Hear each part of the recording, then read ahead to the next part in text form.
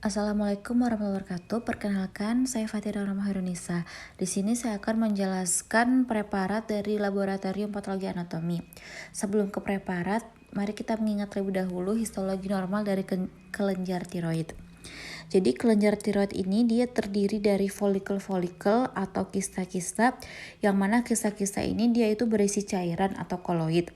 Lalu folikel-folikel ini dia itu akan berkumpul membentuk satu lobus, sehingga folikel-folikel tersebut dia akan berlobus-lobus. Kemudian yang kedua ada stroma jaringan ikat. Yang ketiga ada sel folikuler. Sel folikuler merupakan sel yang melapisi epitel di tiap folikel. Epitel di folikuler ini merupakan epitel kuboid simplex atau selapis. Kemudian massa koloid ini dia itu isinya triglobulin, yang mana triglobulin merupakan bahan baku untuk membuat hormon tiroid. Triglobulin ini dia itu nanti akan diserap oleh sel-sel folikuler tersebut, dan ketika dia ditambah iodium akan menghasilkan T3 dan T4. Lalu T3 dan T4 itu dia akan dilepaskan ke pembuluh darah. Seperti yang kita tahu, organ endokrin itu dia tidak mempunyai duktus, sehingga penyalurannya itu langsung ke pembuluh darah agar langsung dialirkan ke tempat yang jauh. Selain sel-sel folikuler, dia juga ada sel parafolikuler. Sel parafolikuler ini dia yang sel yang tidak melapisi folikel, dan dia itu menghasilkan kalsitonin. Baik, langsung ke preparat yang pertama, yaitu struma koloides. Berdasarkan keterangan yang pertama, dia itu ada massa koloid eosinofilik. Bisa dilihat di gambar ini saya sudah menunjuk yang mana massa koloid folikuler. Lalu yang kedua ada epitel folikularis yang melapisi folikel ini. Lalu yang ketiga dia itu ada scalloping. Scalloping itu yang putih-putih ini. Scalloping itu dia tuh terjadi karena si epitel ini mengalami penyerapan yang berlebihan. Kemudian yang keempat ada dilatasi. Dilatasi dari lobus folikel ini dia itu terjadi karena penumpukan triglobulin, makanya dia tuh menumpuk lalu dilatasi itu dia tuh melebar jadi besar gitu. Lalu selanjutnya ada struma basedow. Di struma basedow itu dia ada trias basedow, yang mana yang pertama itu dia ada hipertiroid atau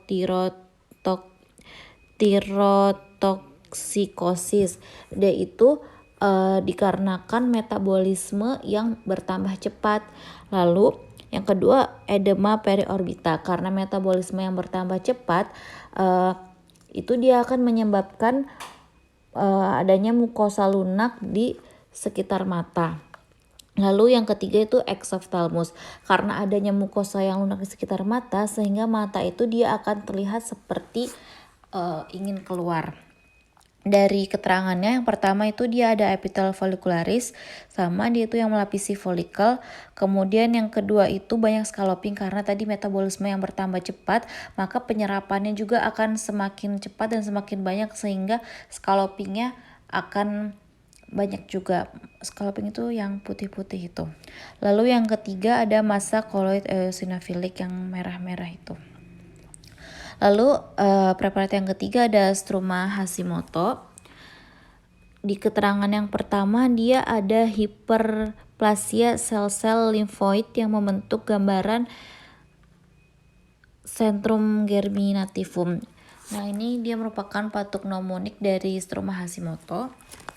Kemudian ada yang kedua ada epitel folikularis, dan yang ketiga ada massa koloid eosinofilik. Lalu preparat selanjutnya ada adenoma. Adenoma ini merupakan suatu kelainan yang jinak karena ada kapsul yang menyelubunginya. Dari keterangan yang pertama itu dia ada proliferasi dari folikel tiroid. Bisa dilihat yang saya lingkarin ini proliferasi dari folikel tiroid yang juga merupakan patuk mnemonik dari preparat adenoma. Kemudian yang kedua ini ada epitel folikularis sama epitel yang melapisi folikel, Dan yang ketiga ada scalloping. Itu yang saya tunjuk, bisa dilihat. Lalu yang keempat ada massa koloid eosinofilik. Lanjut ke preparat terakhir, PTC. Dia merupakan keganasan yang paling banyak di usia 20 tahun. Dan dia tuh akan bermetastasi di tulang.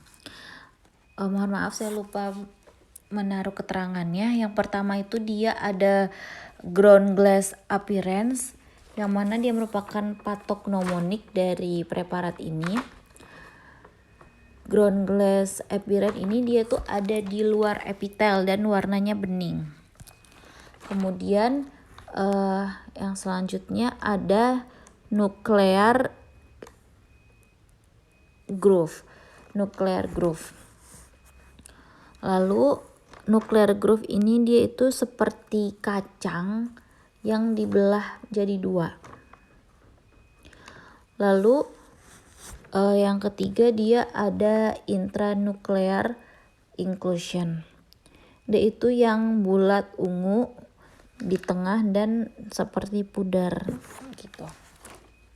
Baik, terima kasih. Itu saja penjelasan dari saya mengenai preparat dari Laboratorium Patologi Anatomi. Kurang lebihnya mohon maaf. Assalamualaikum warahmatullahi wabarakatuh.